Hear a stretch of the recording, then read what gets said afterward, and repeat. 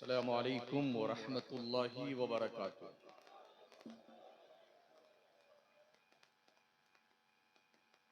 अल्हम्दुलिल्लाहि व कफ़ा वस्सलामुन अला इबादिहिल्लज़ीना इस्तफ़ा अम्मा बाद। फ़अऊज़ु बिल्लाहि मिनश शैतानिर रजीम। बिस्मिल्लाहिर रहमानिर रहीम।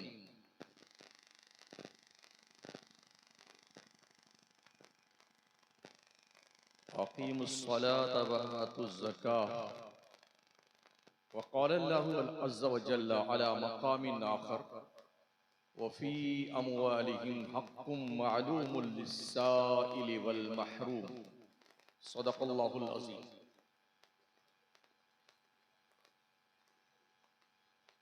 मेंबरे नूर पे रौनक अफरोज जमात अहले सुन्नत के बावक़ार उलमाए किराम,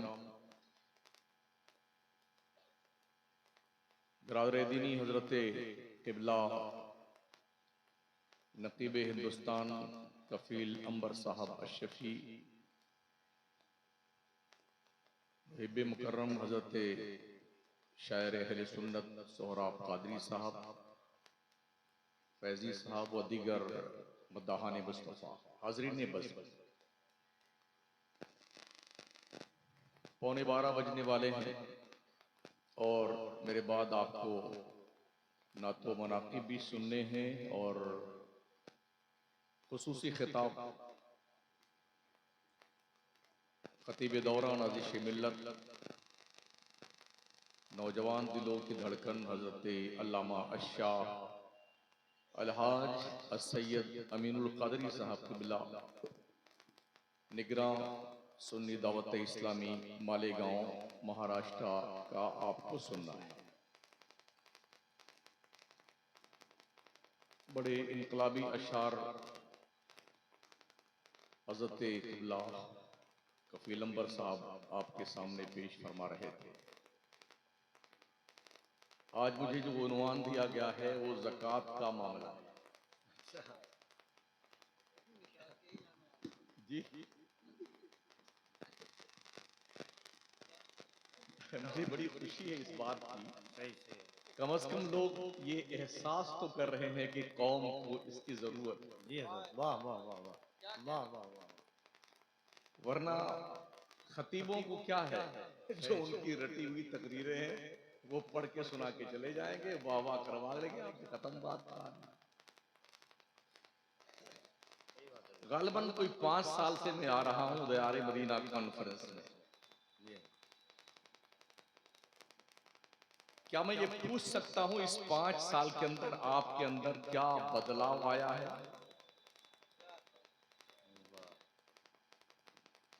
आपने क्या कुछ सीखा है अब तक?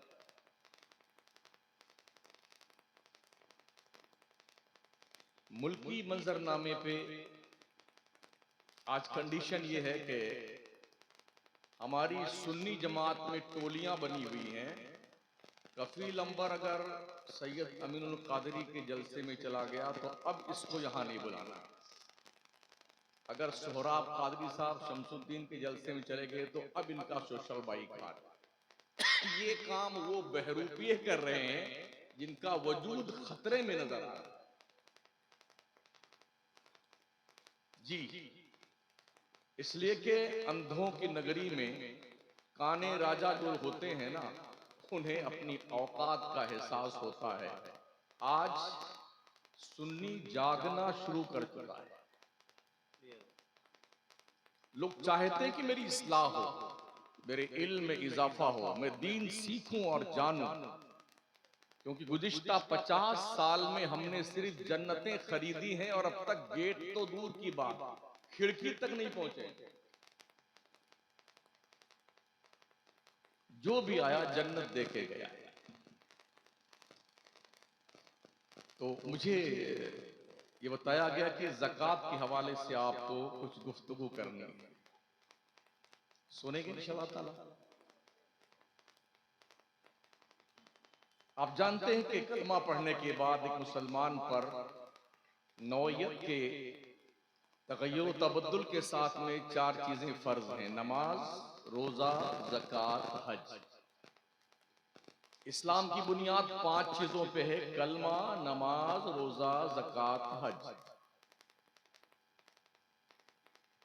अल्लाह के नबी अलैहिस्सलाम फरमाते मन क़ाल ला इलाहा इल्लल्लाह फदखलल जन्ना, जिसने कलमा तैयबा ला इलाहा इल्लल्लाह मुहम्मदुर रसूलुल्लाह पढ़ लिया वो जन्नत में दाखिल हो गया।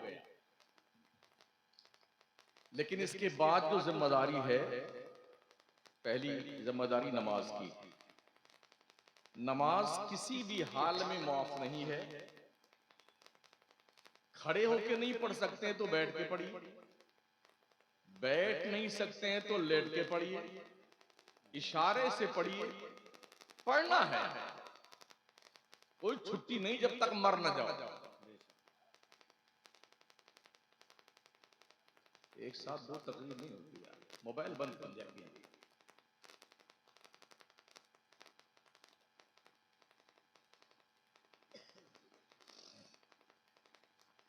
नमाज के बाद रोजा का नंबर आता है।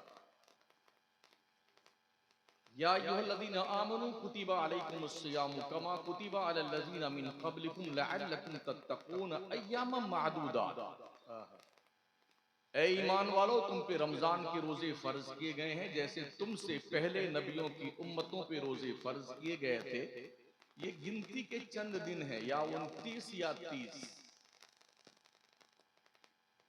वइन कुंतुम मरीदन औ अला सफरिन फइद्दतुम मिन अय्यामिन उखर। अगर तुम में कोई बीमार है, कोई मुसाफिर शरई है रमजान के महीने में, तो अगर वो रोजा नहीं रखता है तो उसमें कोई हर्ज नहीं है, बाद में उन रोजों की कज़ा कर ले।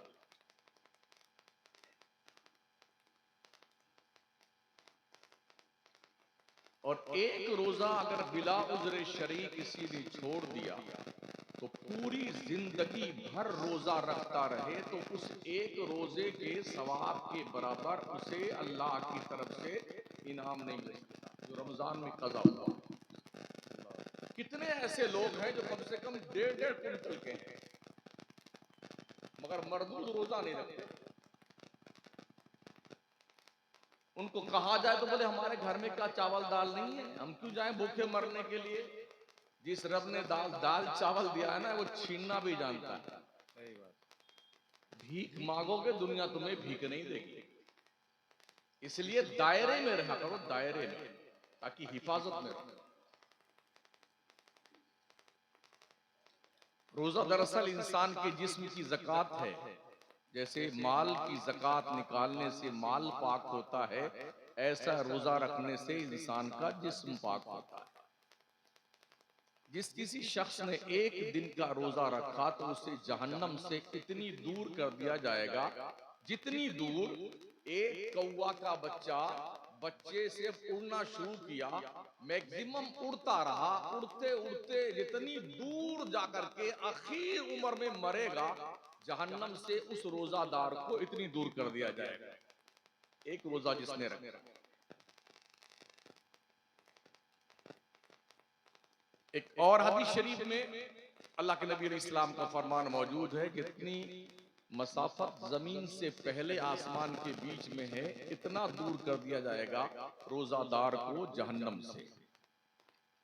तो ये रोजा भी हम पर फर्ज किया गया है, लेकिन इसमें कंडीशन ये है कि अगर आप बीमार हैं, कोई औरत बच्चा को दूध पिलाती है और उसे यकीन है कि अगर हम बच्चे को दूध पिलाएंगे रोजा रख करके तो दूध कम हो जाएगा, या बच्चा भूखा प्यासा रहेगा, या बच्चे को तकलीफ पहुंचेगी, और हम भूखे प्यासे रोजा रखेंगे तो हमें भी तकलीफ पहुंचेगी, तो अल्लाह तबारक व तआला और उसके पैगंबर ने उस औरत को मोहलत दी है कि बच्चों को दूध पिलाओ, रोजा न रखो, लेकिन जब ये दिन गुजर जाएं तो जितने रोजे तुमने छोड़े हैं उतने रोजे की क़ज़ा करो।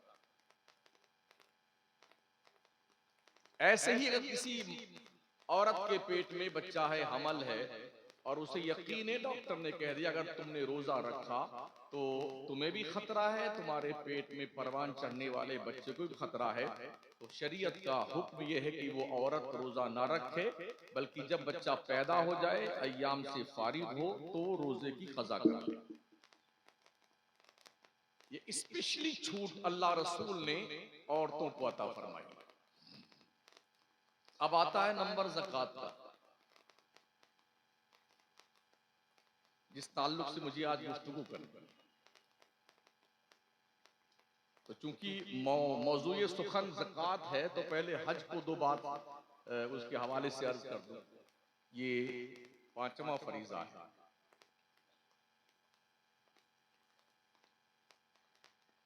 साहिब इस्तिताअत मुसलमान पर जिंदगी में एक मरतबा हज फर्ज है, चौथे पारे में इसका जिक्र मौजूद है।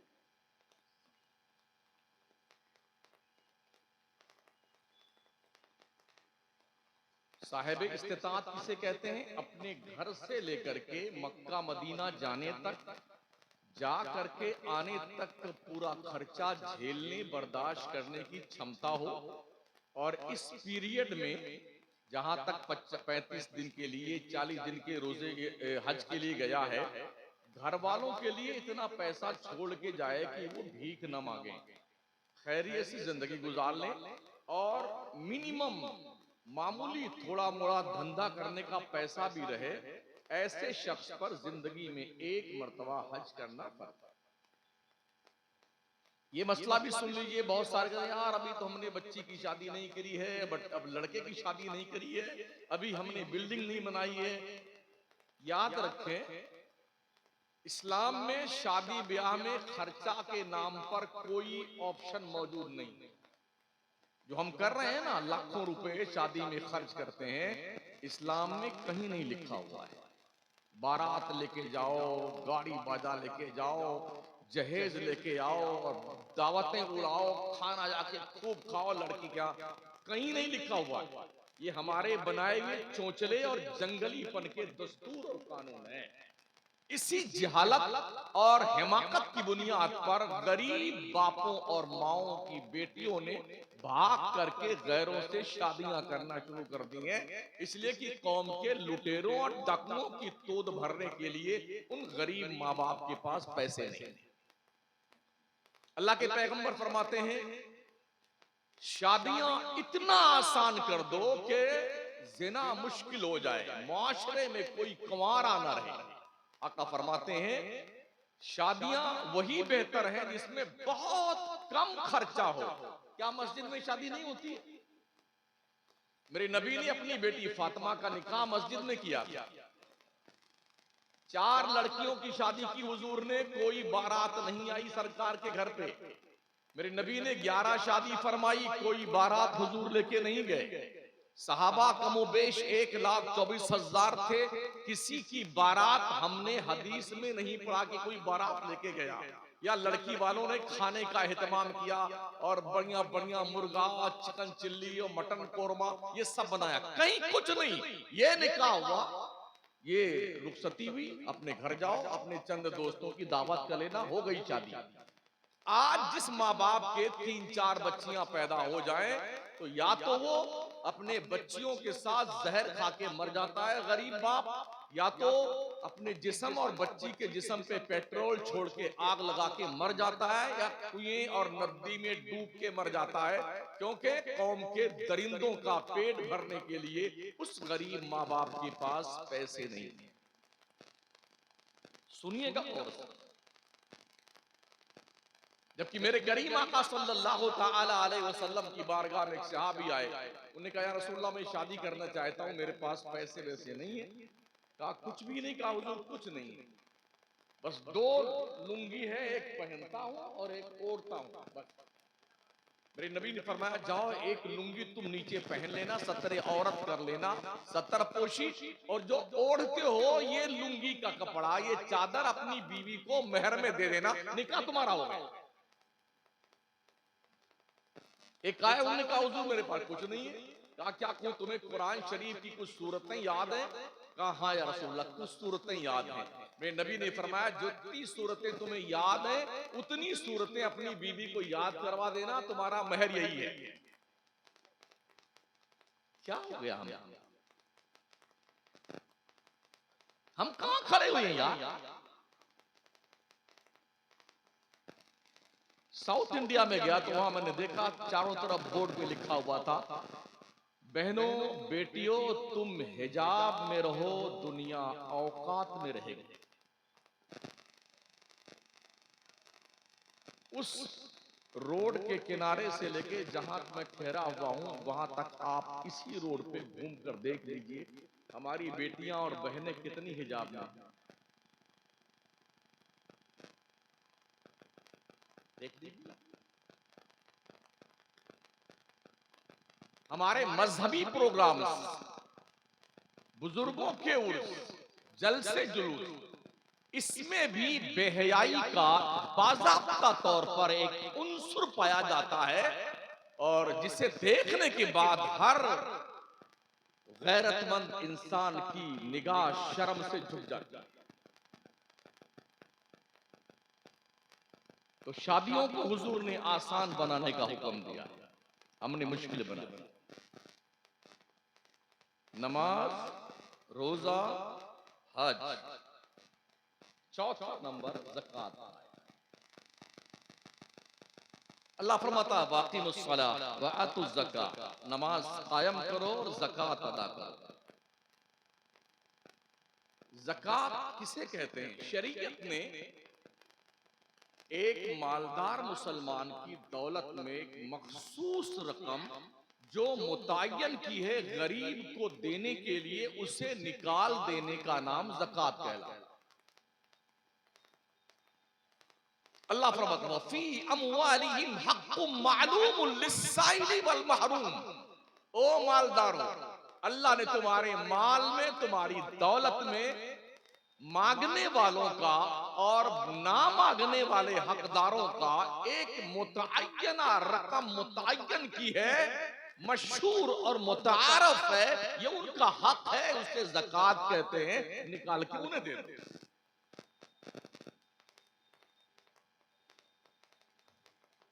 ज़कात एक ऐसा कॉन्सेप्ट है, अगर मुसलमान दुनिया के नक्शे पे बसने वाला, पूरे दुनिया की बात तो छोड़ दे, 2.5 अरब मुसलमान आज की तारीख में दुनिया में, भारत का मुसलमान तकरीबन गवर्नमेंट के रिकॉर्ड के मुताबिक 18 से 20 करोड़ मुसलमान, सही मानों में 35 से 37 करोड़ मुसलमानों की आबादी। चलो हम 20 करोड़ ही मान लेते हैं। 20 करोड़ में से अगर सिर्फ 1 लाख मुसलमान 1 लाख ज़कात निकालता हो पर हेड, तो आप अंदाजा फरमाएं कि 1 लाख मुसलमान जो ज़कात निकालता है, जरा इसको मल्टीप्लाई कीजिए, कितना बनता है? मेरा मैथ थोड़ा कमजोर, हाँ बताइए। पर हेड अगर 1 लाख रुपए आदमी ज़कात निकालता है और 1 करोड़ मुसलमान ज़कात निकालता है, कितना बनता है? अब तक तो मैं ही मोबाइल में जोड़ लेता यार।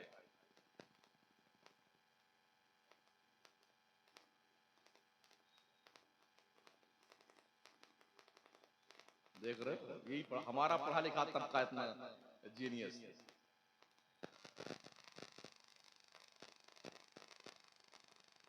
तकरीरें समझाने के लिए होती हैं, पूरे मुल्क में सिर्फ तकरीर समझा रहा हूं, और ना जमाना भी मुझे आता है, चिल्लाना भी मुझे आता है, मैं उठा के फेंकना भी मुझे आता है, लेकिन ये सब कोई मतलब नहीं है।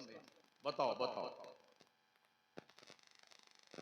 हाँ 1 लाख करोड़ सालाना अगर हम 1 लाख करोड़ रुपए निकालते हैं, तो कम से कम भारत के 5 स्टेट में एक यूनिवर्सिटी हम 1 साल में बना सकते हैं।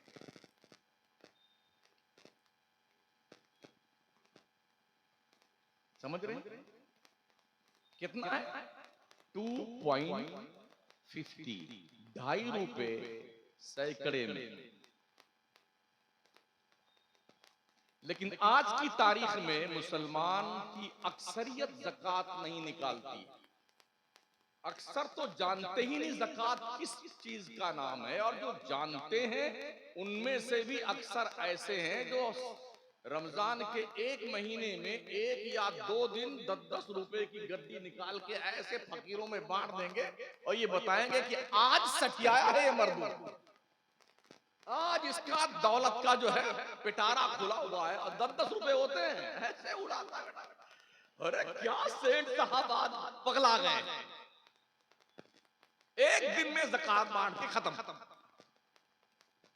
मैं एक मौलवी आदमी हूं, 1.5 लाख रुपए ज़कात में निकालता हूं, ठीक है ना। हमने कई करोड़पतियों को देखा हमारे शहर में, हमने पूछा कितनी ज़कात देते? हाँ जी 50,000 के आसपास निकालते हैं। मैंने कहा मैं तो यार 1.5 लाख रुपए खुद निकालता हूँ, तुम्हारी तो माइंसे हैं पत्थर की, एक तला निकाल के बेच लो तो 2-2, 3-3 करोड़ का बिक जाता है, इतना दौलत। तो उसका कोई जवाब नहीं। आदमी अपनी दौलत को बचा कर रखने के लिए इतना कटिबद्ध है, सोचता है कि ये चमड़ी चली जाए मगर दमड़ी न जाए। लेकिन जब तुम मरोगे तो तुम्हारी औलाद तुम्हारे लिए ये पैसा तुम्हारे काम के लिए नहीं खर्च करेगी।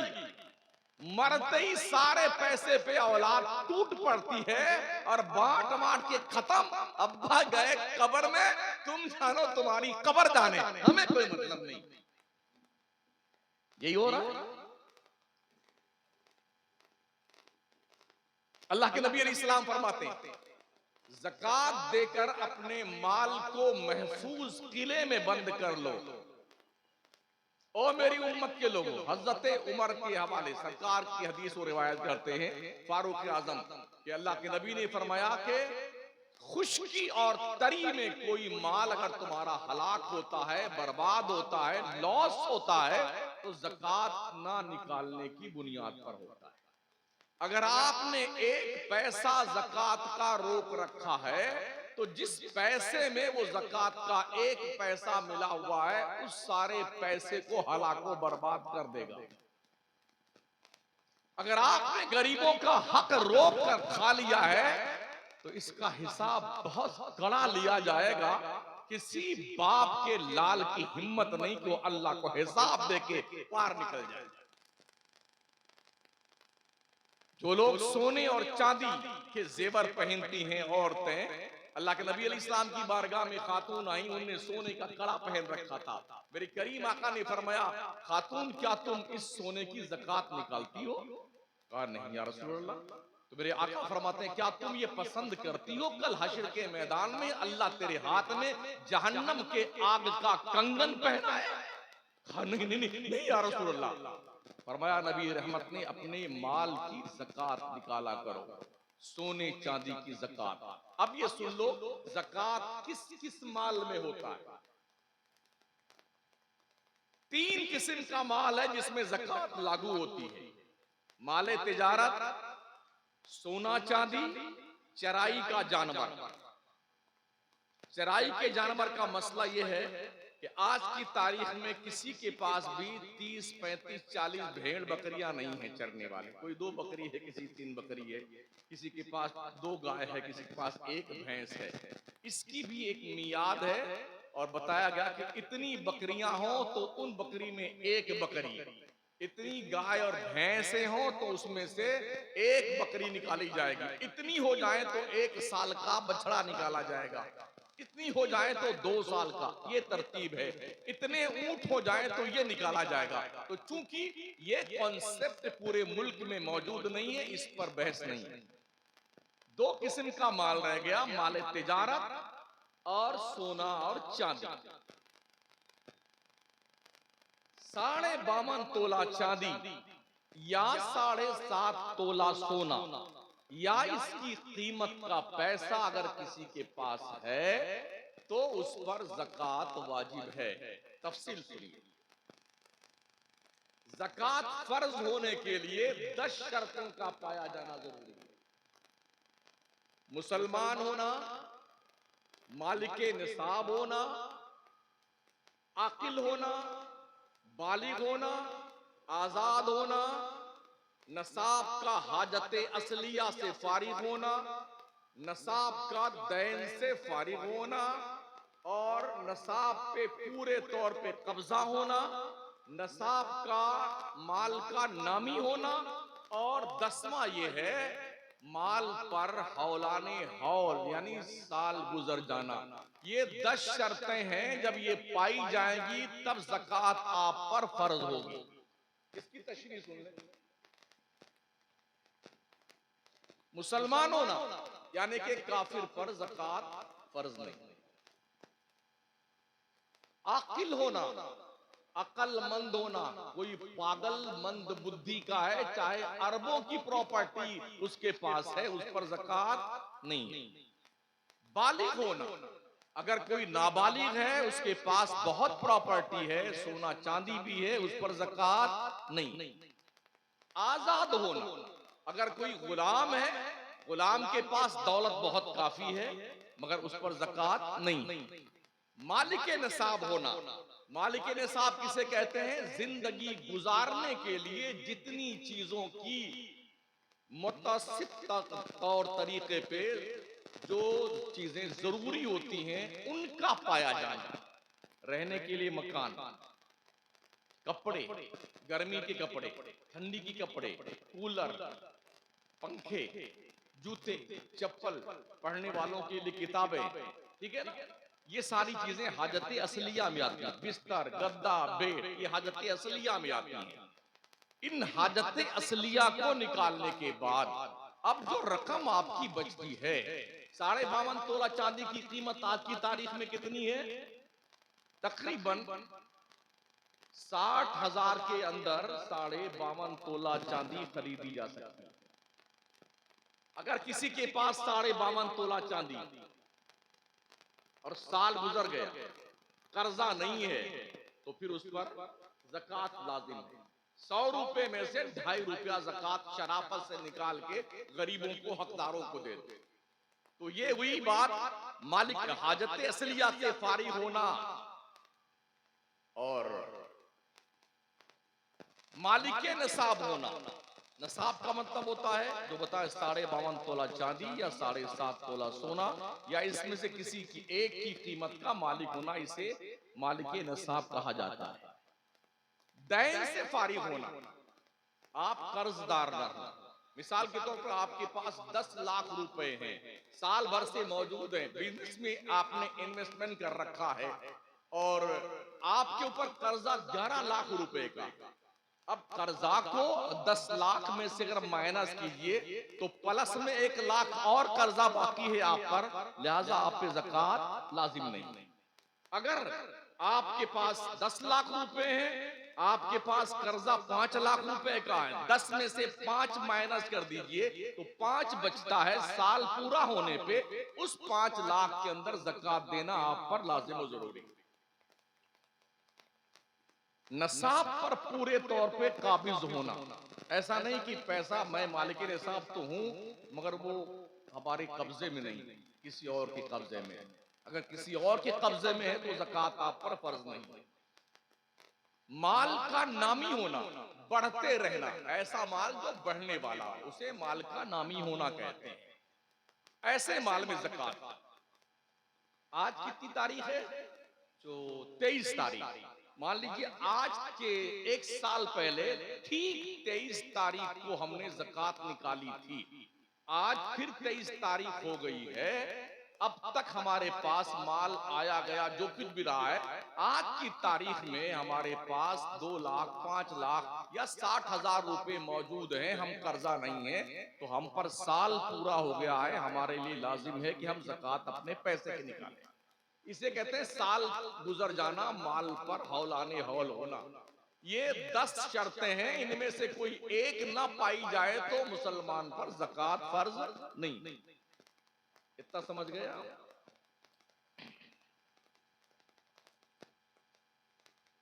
इन 10 शर्तों का पाया जाना जरूरी। अगर किसी के पास 52.5 तोला चांदी नहीं है, 10 तोला चांदी, किसी के पास 7.5 तोला सोना नहीं है, 2 तोला सोना है, तो 2 तोला सोना और 10 तोला चांदी की कीमत का आकलन किया जाएगा। आज साल पूरा हो रहा है तो 2 तोला सोना 10 तोला चांदी की कीमत बाजार भाव के हिसाब से रेट निकाल करके अगर 52.5 तोला चांदी खरीदी जाने के बराबर इसको बेचने पर रकम मिल जाती है तो आप मालिक निसाब हैं, आप पर ज़कात फर्ज है। समझ रहे? इसलिए 1 तोला सोना की कीमत आज की तारीख में तकरीबन 85,000 है। 85,000 में 52.5 तोला चांदी आराम से खरीदी जा सकती है। तो आप मालिक निसाब हैं, आपके पास कुछ नहीं है, सिर्फ और सिर्फ आपके पास 7 तोला सोना है, 7.5 नहीं। लेकिन चूंकि आपके पास इसके अलावा कुछ नहीं है तो आप मालिक निसाब नहीं है। हालांकि 7 तोला सोना की कीमत तकरीबन 6 लाख बनेगी, फिर भी मालिक निसाब आप नहीं। सोना की ज़कात अगर सोना से निकाली जाए तो अगर 7.5 तोला सोना में से 1 रत्ती भी कम है तो ज़कात आप पे फर्ज नहीं। लेकिन चूंकि सोने का जेवर बना हुआ होता है, झुमकी है, नेकलेस है, गले का हार है, माथे का टीका है, चूड़ियां हैं, कोई सोना काट कर ज़कात नहीं निकालता है। बाजार के रेट के हिसाब से कैश में पैसों के जरिए से ज़कात अदा की जाती है।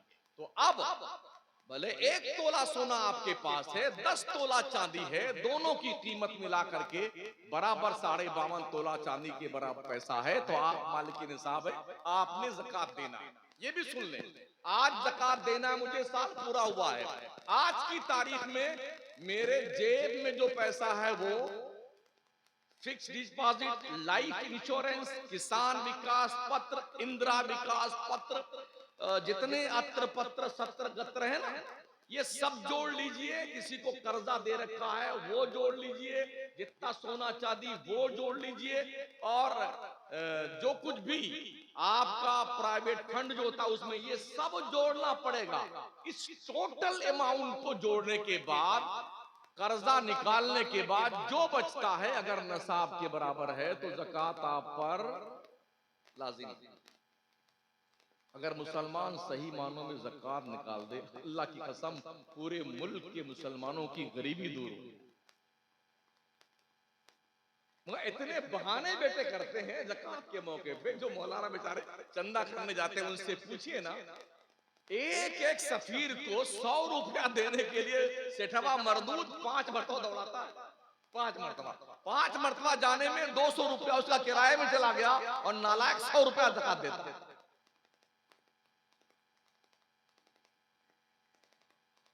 ज़कात की रकम खर्च कहां की जाए ये भी सुन लो जी। फकीर, मिस्कीन, गारिब, रिका, आमिल, फी सबीलिल्लाह, इब्नु सबील, ये 7 क्वालिटी के लोग हैं जिन पर ज़कात की रकम खर्च की जानी चाहिए। ये भी ध्यान रहे, ज़कात का पैसा ना मस्जिद में लग सकता है, ना मजार में लग सकता है, और ना बाजार में लग सकता है, ना कब्रिस्तान की बाउंड्री में लग सकता है। बस सारे बेटे ज़कात का वसूल करके कब्रिस्तान की बाउंड्री बना रहे हैं। कसम खुदा के इतने मारे जाओगे ना शक्लें बिगड़ जाएंगी बेटे। मस्जिदों में ज़कात के पैसे, अल्लाह का घर जो बने ना वो सिर्फ क्लीन माल से, साफ सुथरा, तैयब व ताहिर, जो एकदम पाकीज़ा माल हो। ज़कात की रकम दरअसल माल का मैल है, ठीक है ना, जो तुमने दे के अपने बकिया माल को पाक किया है। 2.5% दे करके आपने 97.50 आपने पैसे को महफूज कर लिया, पाक साफ करके। ये कितना खूबसूरत कॉन्सेप्ट इस्लाम ने मुसलमानों को दिया है।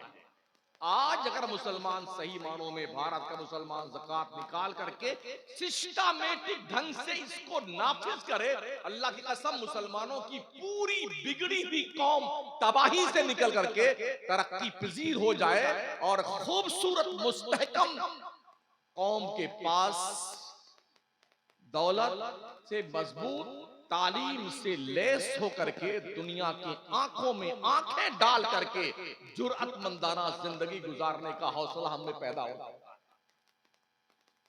इसलिए अपने मालों की ज़कात निकाली। बहुत सारे लोग अंगूठी पहनते हैं, दुल्हा राजा, सोने की अंगूठी। क्या बात है। हम देख रहे हैं बेटे, दूल्हे राजा अंगूठी सोने की पहनते हैं। ओ मर्दो, अगर तुम सोने की अंगूठी पहनते हो तो सुन लो, ये हराम है। अगर तुमने ऐसा किया है, तुम्हारी उंगलियों में जहन्नम के आग की अंगूठी पहनाई जाए।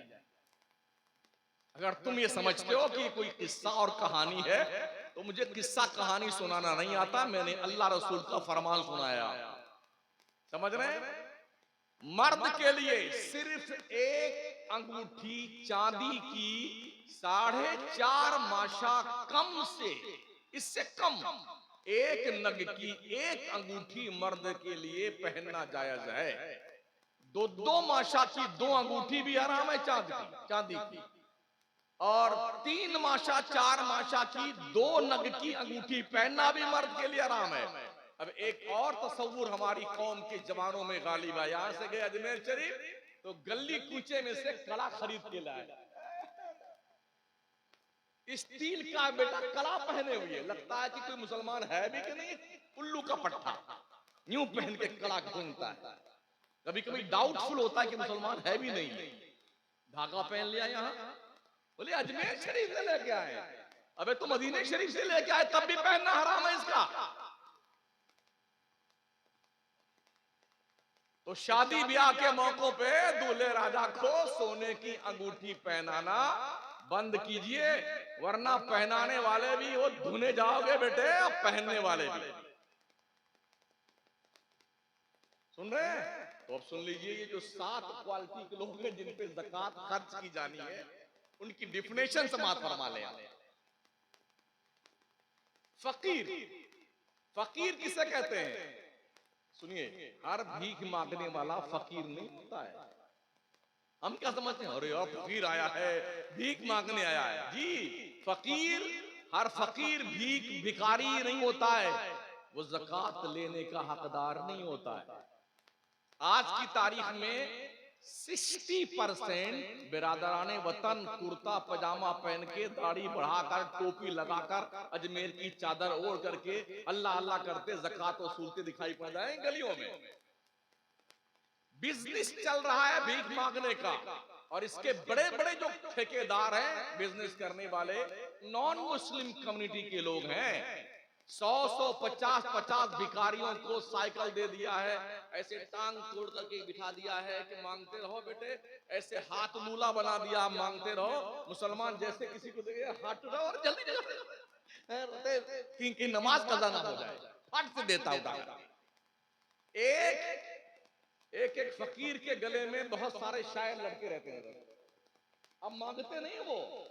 हमारे सोहरा भाई माल नाथ पढ़ रहे हैं, और दूसरे शोरा नाथ, उन्होंने गले में टैब रिकॉर्ड लड़का रखा है, उसी में सोहरा कादरी लड़के हुए हैं, वो अपनी नात पढ़ रहे हैं। उसे क्या पता मरदूद को कि किसने नात पढ़ी और किसके लिए पढ़ी है। वो लड़का है गले में, ताकि लोगों को पता चल जाए भिखारी आया हुआ है, इसको देना चाहिए। किसी गले में शमसुद्दीन कादरी लड़के हुए हैं, खिताब फरमाते हुए। हाँ, ताकि कौम, अब पहले तो बोलते थे, एक आदमी की एक आंख रहती है, एक बंद रहती है, पीछे 2-3 होते हैं ना, वो उसके कंधे पे आता है। तो जो आगे रहता है कि आंख खुली, एक फूटी है, एक चल रही है, वो सबको लेके चलता है। अल्लाह देगा देगा दिलाएगा, अल्लाह देगा। कुछ ऐसे झूठे मुने रहते हैं कि आपने मरदूद, फिर चुपके देख लेते कि हाँ कोई देख तो नहीं रहा। इस तरह से जब हम मुंबई मामते, हमने पूछा यार तुम बिजनेस क्यों नहीं करते हो, तुम्हारे हाथ पैर सलामत हैं। उन्होंने कहा कि क्या मिलेगा। हमने कहा इस गली में कारोबार बहुत ज्यादा होता है, बम्बई नंबर 8 में, तो हम दुकान पे तुमको लगवा देते हैं। क्या कितना मिलेगा? तो हमने कहा कम से कम 500 तो कमा ही सकते हो। तो उसने क्या कहा, 2-4 आदमी हमें आप दीजिए, हम 1-1 हजार रुपया उसे देंगे, हम भीख मांग करके दे देंगे। ये काम हम नहीं करेंगे। फ्लैट है, फ्लैट बंबई जैसे शहर में 1-1 करोड़ का फ्लैट है भिखारियों का, जो हाजी अली की दरगाह के सामने भीख मांगते हैं, लूले लंगड़े अपाहिज, समझ रहे हो? और हमारी कौम ये ज़कात, ओ ज़कात।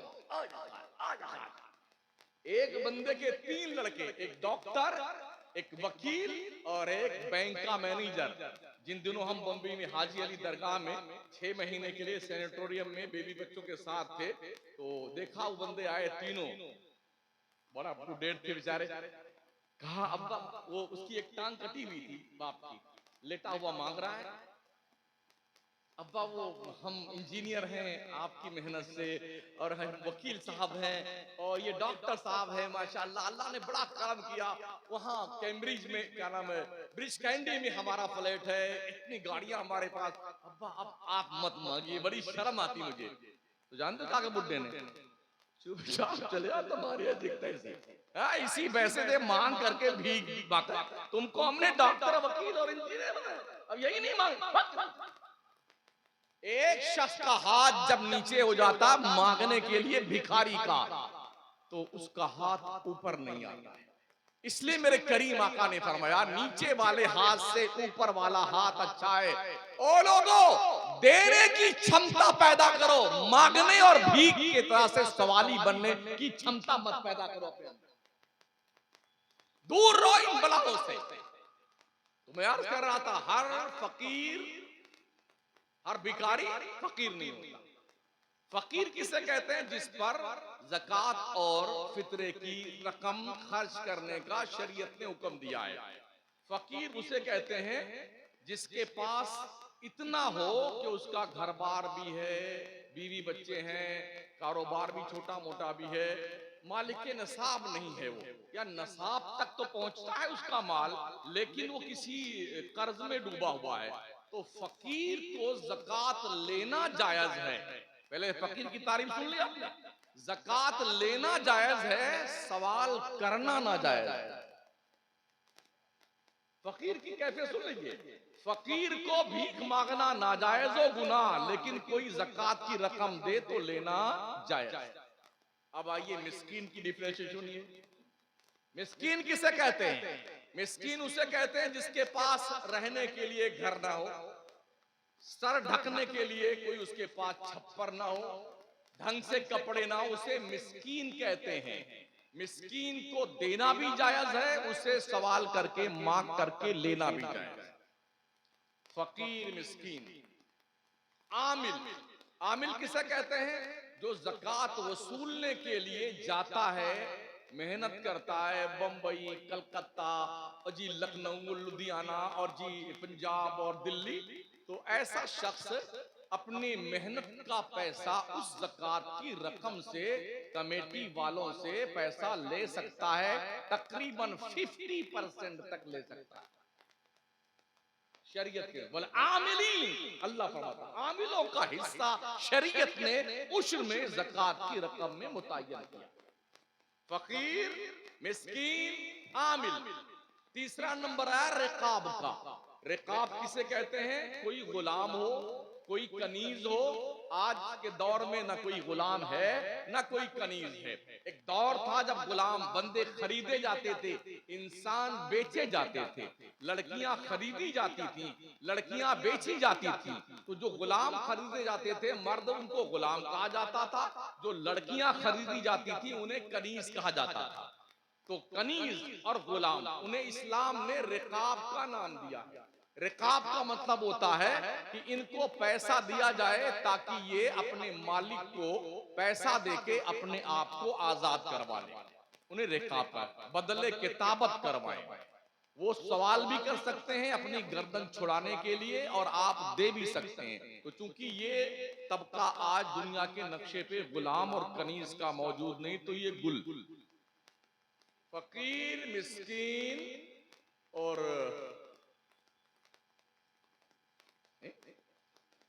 रिका, आमिल और रिकाब, और पांचवा नंबर था गारिम का। गारिम का मतलब होता है कर्जदार।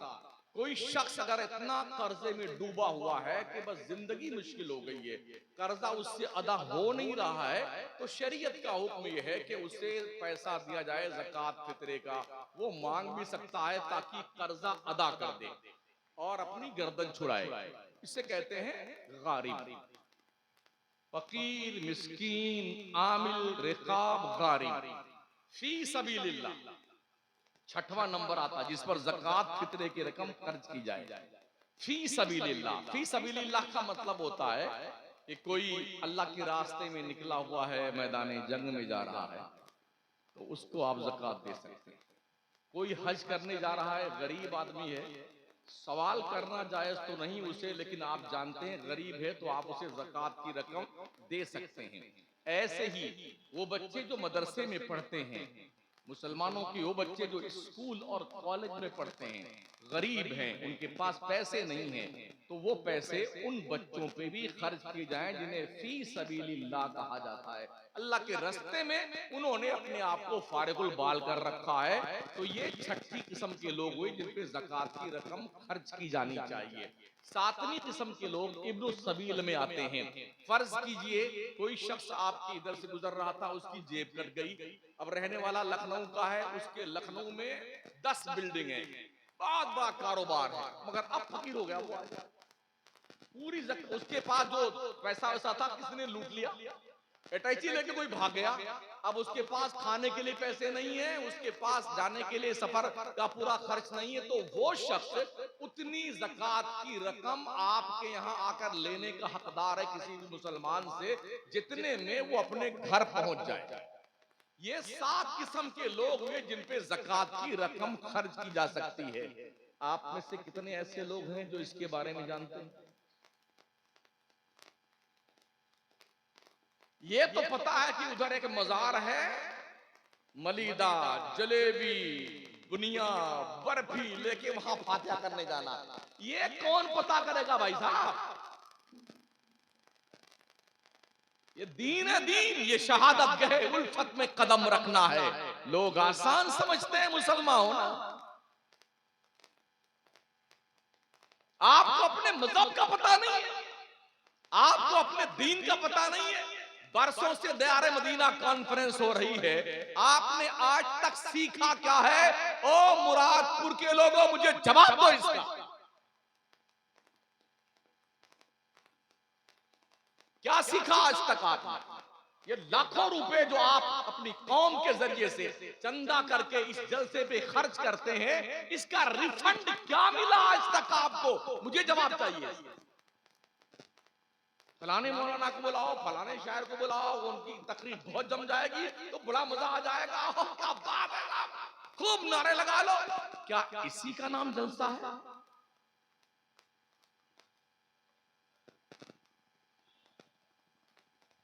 साहबा जब हुजूर की बारगाह में बैठते थे ना दीन सीखने के लिए, उठाइए अहादीस की किताब, सर झुका के ऐसे बैठते, हिलते नहीं थे। यूं लगता था शायद उनके सर पे चिड़िया बैठी हुई है, सर हिलाएंगे तो चिड़िया उड़ जाएगी। इतना गौर से वो दीन की बात सीखते थे। आपको एक मसला सीखना नहीं आता है, वाह वाह वाह वाह, जिंदाबाद शमसुद्दीन कादरी, मुर्दाबाद जिंदाबाद, सोहराब कादरी मुर्दाबाद जिंदाबाद, ये करते ना हम। मुमकिन है आपको थोड़ी बात तीखी लगे, लेकिन मैं आईना हूं, दिखाऊंगा दाग चेहरे के, जिसे बुरा लगे वो सामने से हट जाए। एक डॉक्टर का काम क्या है? अगर मर्ज, किसी मरीज को मर्ज हुआ है, फोड़ा निकल आया है, तो वो कहेगा कि आप इसको फाड़ फूड़ करके और हमारा ऑपरेशन कर दीजिए। ऑपरेशन करने के लिए उसका हाथ पैर पर दबाना पड़ता, बांध लो इसको, हिले नहीं है। अगर डॉक्टर मरीज का चिल्लाना देखे, अगर इसको चीरेंगे फाड़ेंगे तो खूब चिल्लाता मरीज, इतना चिल्लाएगा, गाली भी देगा डॉक्टर को, और हाथ पैर छूट जाए तो लात भी मार देता डॉक्टर, खूब गाली देगा मां बहन की। डॉक्टर को पता है ये मरीज मर्ज के शिद्दत की बुनियाद पर ये सारी हरकतें कर रहा है, जब ये ठीक हो जाएगा तब मुझे दुआएं देगा। ऐसे ही एक मुआलिज, एक दीन का तबीब, एक सालेह फितरत का वाइज, एक खतीब, एक नासे, एक मुबल्लिगे दीन, उसकी जिम्मेदारी है कि कौम किस बुराई के नासूर में मुब्तला है, उस बुराई के नासूर का इलाज चाहे चीर के करना पड़े, चाहे फाड़ के करना पड़े, चाहे काट के करना पड़े। गाली बकती है कौम तो बकती रहे। मैं एक तबीब हूं, मुझे अपनी जर्राही पे भरोसा होना चाहिए। जब इस कौम का मर्ज ठीक होगा तो ये जिंदगी भर दुआ देगा। ये दीन है, दीन सीखिए, दीन मजहब को सीखिए। दीन खाने पीने के लिए तशरीफ नहीं लाया है। अल्लाह रोजी तो देता है यार, कीड़े मकोड़ों को देता है, चींटियों को देता है, कुत्ते बिल्ली को देता है। हम तो 6 फीट के हैं, हम अल्लाह हमको रोजी नहीं देगा क्या?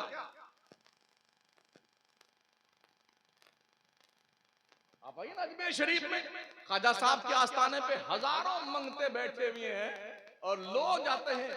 बस होटल वाले 25 खाने वालों को हमारी तरफ से खाना, ये पैसा लीजिए, 25 तुम खिला दिया। अच्छा, कमाल ये है उनके पेट भी इतने तंदूर हैं कुछ वक्तों के, अभी खा के फारिग हुए फिर भूखे हो गए। हमारी लैंग्वेज में कहते हैं हाथ सूखा फकीर भूखा। इधर खा के फारिग हुआ, हाथ हाथ पूछा खाएंगे? हाँ अभी खाएंगे, फिर खाएंगे। इस तरह दिन भर खाते रहते हैं। यही सिचुएशन मैंने रमजान के महीने में मुसलमानों को देखी है, पूरी रात खाता है, पूरी रात।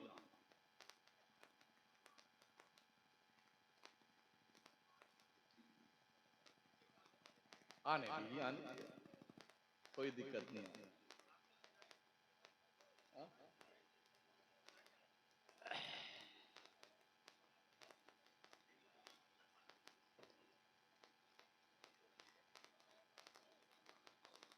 बहुत दिन लगेगा ये समझने में कि हम क्या कर रहे हैं।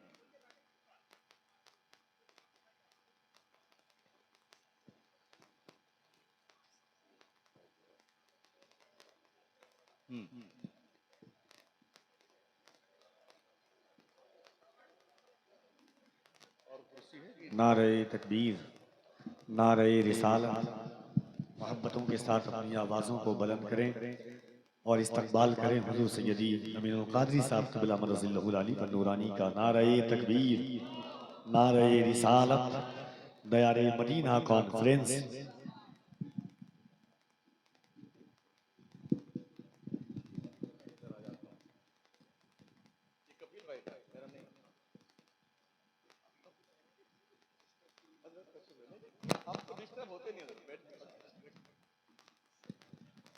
मोहब्बतों के साथ पूरा मजमा मिलकर के इस्तकबाल करें एक बार। नारे तकबीर, नारे रिसालत, दयारे मदीना कॉन्फ्रेंस, आमदे औलादे गौसे आज़म। नारे तकबीर, नारे रिसालत। बैठे अदब के साथ बैठ जाएं आप लोग, बैठ जाइए आप लोग, बैठ जाइए भैया, बैठिए बैठिए।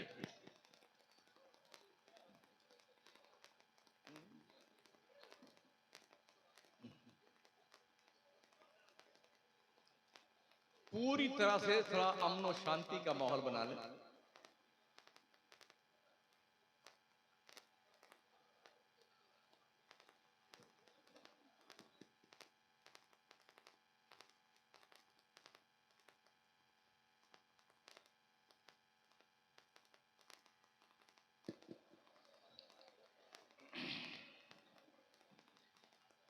दुरूशी पढ़िए, अल्लाहुम्मा सल्ली अला सय्यिदना मौलाना मुहम्मद व अला आलिहि व अस्हाबिहि व बारिक वसल्लिम सलातन व सलामुन अलैका या रसूल अल्लाह।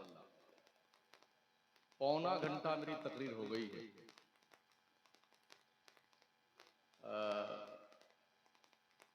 ज़कात के हवाले से मैं गुफ्तगू कर रहा था और अभी शायद कोई 2-4 बात भी मुकम्मल नहीं की है। बड़ा लंबा चैप्टर। क्या बात है हज़रत, तबीयत ठीक तो है? सब बैठ जाओ।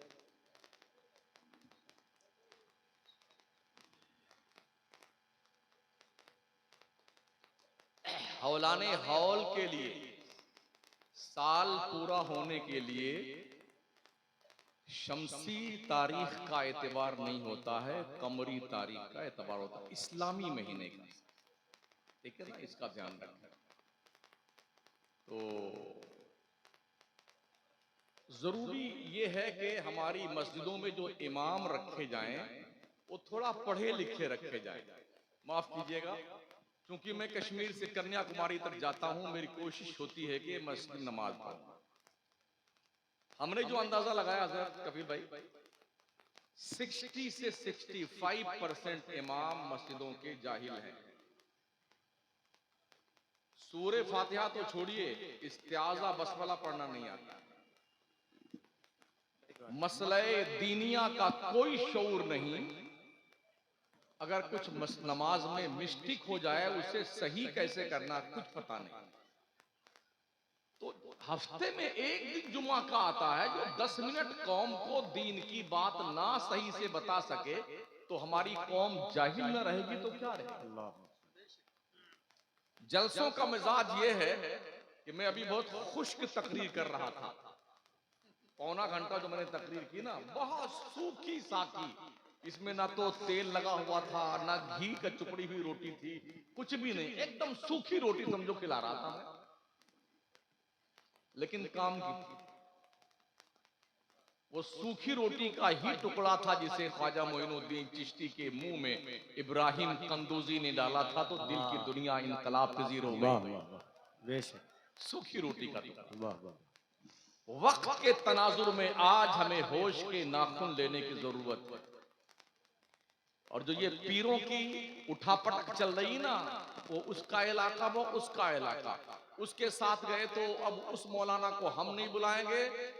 अनाउंसर साहब सैयद अमीनुल कादरी के जलसे में चले गए तो अब कफील अंबर का बाईकाट, सोहराब कादरी चले गए शमसुद्दीन के जलसे में तो शमसुद्दीन का बाईकाट, सोहराब कादरी का बाईकाट। जो कौम खुद के बाईकाट में लगी हुई हो, वो कब यूनिटी बना सकती है।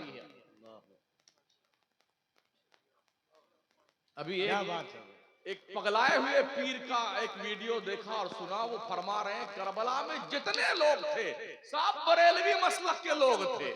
उस बुद्धू मियां से कोई पूछे, जब करबला का मार्का वजूद में आया था, क्या बरेली था हिंदुस्तान के नक्शे पे? और हैरत यह है, ऐसे जाहिल पीरों की हिमायतें मौलवियों की टोली लग जाती है। इस तरह से जंगलीपन का जंगल राज कानून नाफिज के लिए मसलके आला हजरत के खरीदो फरोख्त का कारोबार चलता। हम अपने खून के धब्बे कहां तलाश करें, हमारे साथ मुकद्दस लिबास वाले। यूनिटी बनाइए, मुस्तहकम हो, मजबूत हो। बड़ी खतरनाक नजरें दुनिया की तुम्हारी तरफ उठी हुई। ना आपका खाना, ना आपका रहना, ना आपका पहनना दुनिया को देखा नहीं जाता है। बड़ी प्लानिंग के तहत स्पेन और फिलिस्तीन की तारीख भारत में दोहराए जाने का बाज़ाब्ता तौर पर प्लान क्रिएट किया जा चुका है। आप अपने आप को बचा कैसे सकते हैं?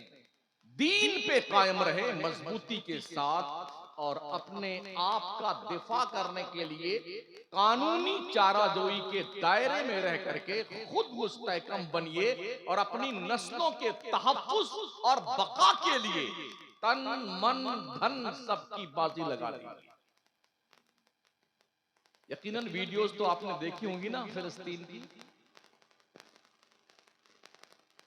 छोटे छोटे बच्चे, अभी एक वीडियो देखी, एक बच्ची कोई शायद 4 साल की होगी, अपने 2 साल की बहन को साथ में लेके, बाप भी शहीद हो गया, माँ भी शहीद हो गई, प्याला लेकर के कोई रोटी बांट रहा था, उसके पास रोटी लेने गई, जालिम यहूदियों ने उस बच्ची को भी शहीद कर दिया बंदूक से गोली मारकर।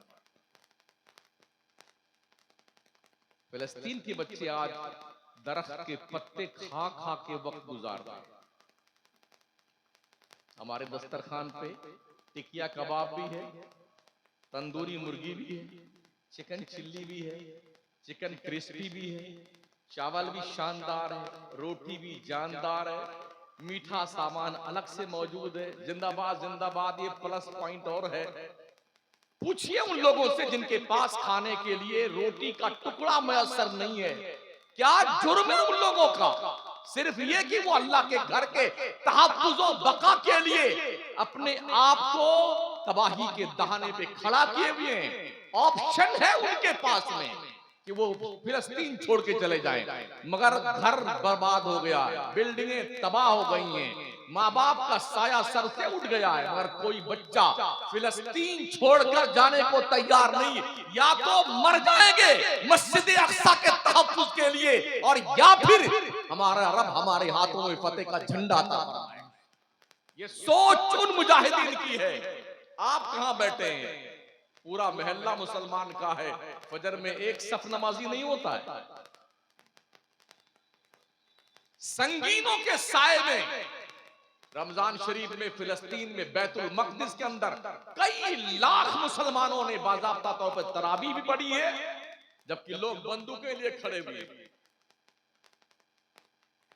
हमारे सर पे तो कोई बंदूक नहीं उठाए हुए है ना, हम क्यों नमाज नहीं पढ़ते? हम क्यों दीनदार नहीं बनते हैं? एक वीडियो देखिए, एक बच्चा दबा हुआ था उसके मलबे के नीचे, आधा धड़ तो तबाह हो चुका, आधा बाहर का बाकी, मगर लब्बैक या अक्सा, लब्बैक या अक्सा, उस वक्त भी जब पूरा वजूद मुज़महिल है और जख्मों से चूर है, ये दीवानों की सदा होती है। दुनिया में इनकलाब दीवानों ने पैदा किया, फरजानों ने नहीं।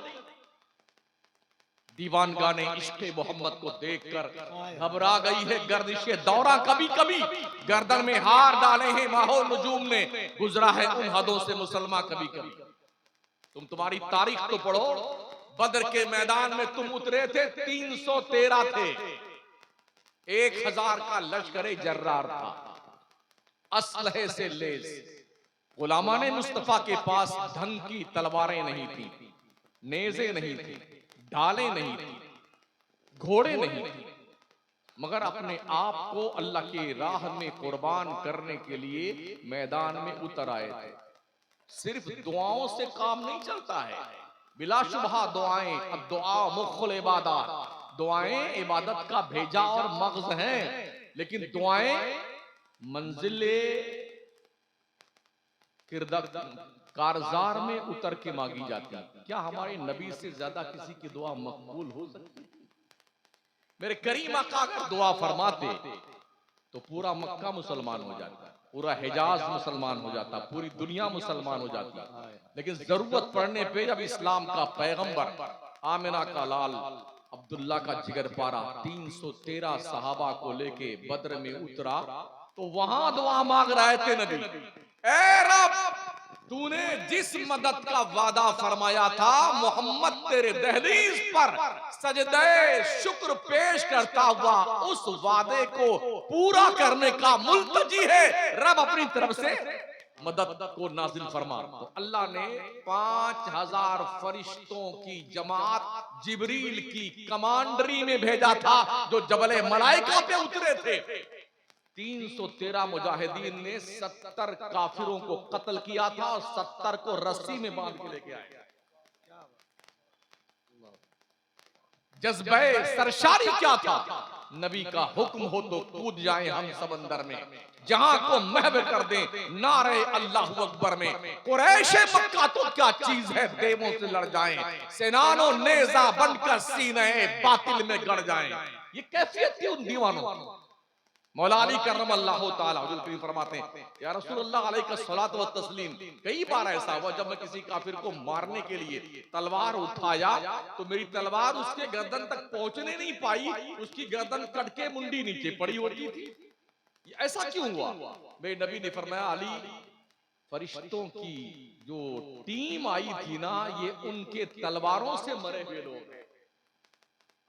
हुजूर हमने ये भी आवाज सुनी, अक़दिम हैज़ूम, अक़दिम हैज़ूम। आका फरमाते हैज़ूम जिब्रील के घोड़े का नाम है। जंग में जिब्रील अपने घोड़े को कह रहे थे, आगे बढ़ हैज़ूम, आगे बढ़। ये कैफियत बदर के मैदान में उस वक्त नबी ने दुआ मांगी तो अल्लाह की मदद आई। आज कुछ नहीं करेंगे, सिर्फ दुआ मांगे, अल्लाह इजराइल तबाह हो जाए, या अल्लाह ओ फला, या अल्लाह वो तबाह हो जाए। इससे कुछ नहीं होने वाला। अपने आप को ढंग का सच्चा मुसलमान बनाइए, हुदूद शरीयत की पासदारी करते हुए मैदान अमल में उतरिए, फिर उसके बाद अल्लाह की मदद के मुंतजिर रहिए। अल्लाह की मदद जरूर आएगी।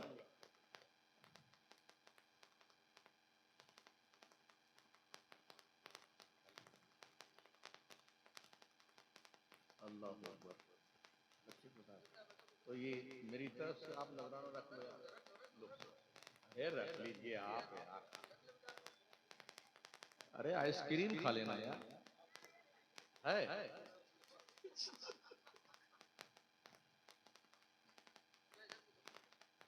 मुझे बड़ी खुशी हुई कि हमारे जो आपके यहाँ इमाम साहब हैं बड़ी मेहनत कर रहे हैं, इनका साथ दीजिए,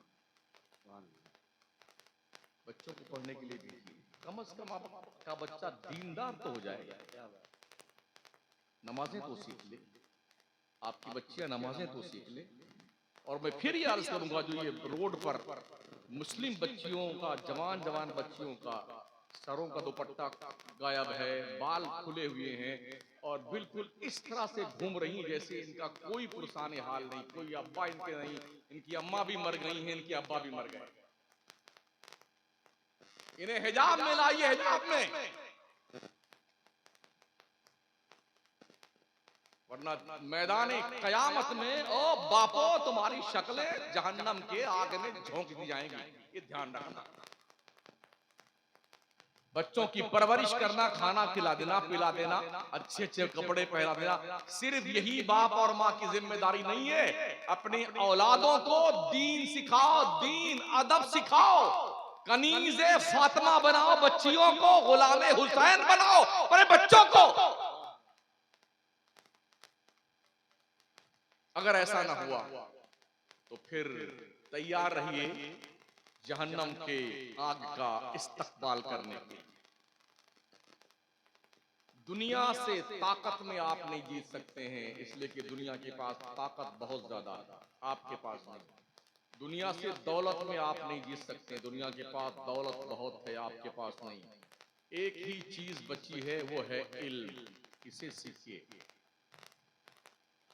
और अपनी कौम से प्रशासनिक विभाग में अपने बच्चों को IAS IPS अफसर बना के भेजिए।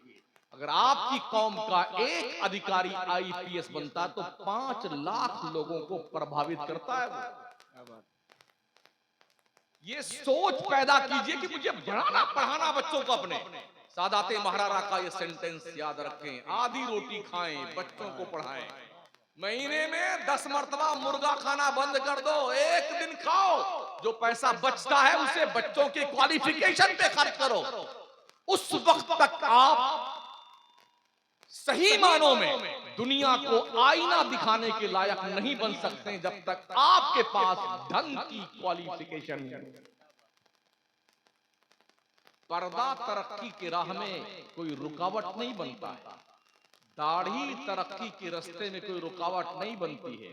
अगर दाढ़ी नहीं, 1.5 मीटर की दाढ़ी रखने वाला सरदार जी प्रधानमंत्री बन सकते हैं, मनमोहन सिंह जी, तो हमें क्या दिक्कत आती है?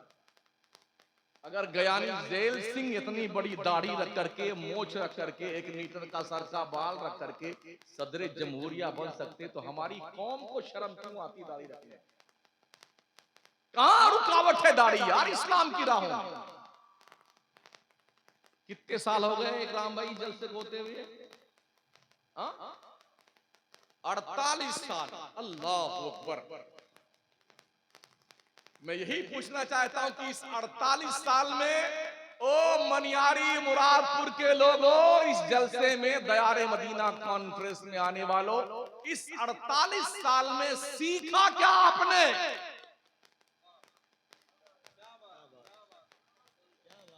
अगर पर ईयर 1 लाख रुपया खर्च माना जाए तो 48 लाख रुपए आपने खर्च किए, क्या सीखा आपने? मुहासबा कीजिए। और जो कौम मुहासबा खुद का करना भूल जाती है, दुनिया उसका मुहासबा करना शुरू कर देती है। समझ रहे हैं? मैं समझता हूं कि हमसे ज्यादा सोशल मीडिया को आप देखते होंगे, क्योंकि मुझे ज्यादा मोबाइल चलाना भी नहीं आता है। जो चलाते हैं वो हरदम पगलाए रहते हैं, उसी में घुसे रहते हैं। अगर वक्त मिल जाए तो मोबाइल में खुद ही घुस जाएंगे। तो आपको पता तो होगा दुनिया में क्या हो रहा है, लोग क्या कुछ कर रहे हैं, क्या कुछ कह रहे हैं, क्या कुछ करना चाहते हैं, ये सब ओपन हो चुका है। अब भी अगर उस खरगोश शुतुरमुर्ग की तरह अपना मुंडी झुका के रेत में ये तूफान से हम बच जाएंगे, हम बच जाएंगे, बच जाएंगे, वो क्या अगला नंबर आपका है? कौन सा शेर है? उसके कत्ल पे मैं भी चुप था, मेरा नंबर। हाँ, ये सुन लीजिए, आप सुना दीजिए। उसके कत्ल पे मैं भी चुप था, मेरा नंबर अब आया। मेरे कत्ल पे तुम भी चुप हो, अगला नंबर आपका है। सुन रहे हैं? इसको अपने दिल दिमाग पर नक्श कर लीजिए और मुझे इजाजत दें, इसलिए कि मुझे आप और तकरीर नहीं करनी है। तकरीर तो हजरत की होनी है। पहले कुछ नाते वगैरह सुन लीजिए। शायद आपको कुछ बातें तल्ख लगी हों, तो मैं तल्ख ही सुनाने के लिए आता हूं। मेरी जंबीले खिताबत में मीठी मीठी जो है, कोई मिठाइयां नहीं है। कोई मिर्चा है, किसी में और तेज वाली मिर्ची है, किसी में मिर्ची और नमक दोनों मिला हुआ, किसी में काली मिर्च और शामिल कर दिया है। ठीक है? अस्सलाम वालेकुम।